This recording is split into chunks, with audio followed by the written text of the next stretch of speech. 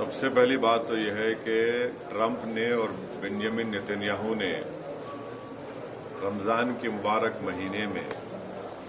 जहां पर पूरी दुनिया के मुसलमान रमज़ान में रोज़ा रखते हैं, इबादत करते हैं रातों में, ऐसे मुबारक महीने में उन्होंने मिलकर ईरान पर हमला किया है और ये भी नहीं समझा कि मुबारक महीना रमज़ान का है। मगर खैर वो तो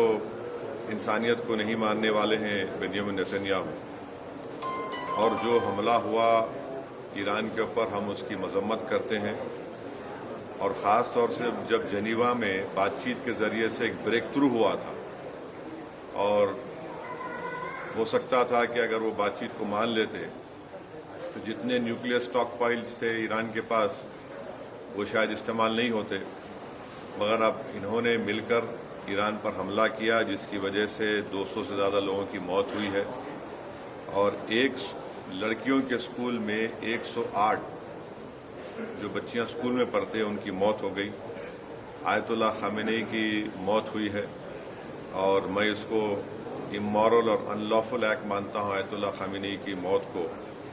और मेरी तरफ से, हमारी पार्टी की तरफ से न सिर्फ उनके शिया वर्ल्ड को बल्कि पूरे लोगों को जो उनको अपना रहबर मानते थे, शिया कौम उनको अपना रहबर मानती थी, और हम ये मुतालबा करते हैं कि ये जंग ख़त्म होनी चाहिए और भारत सरकार को इसमें अपना रोल निभाने की ज़रूरत है। और हम उम्मीद करते हैं कि मौजूदा बीजेपी की सरकार आयतुल्लाह खामेनी की मौत को कंडेम करेगी, इस जंग को रुकाने की पूरी कोशिश करेगी, क्योंकि याद रखिए कि 10 मिलियन के करीब भारत के नागरिक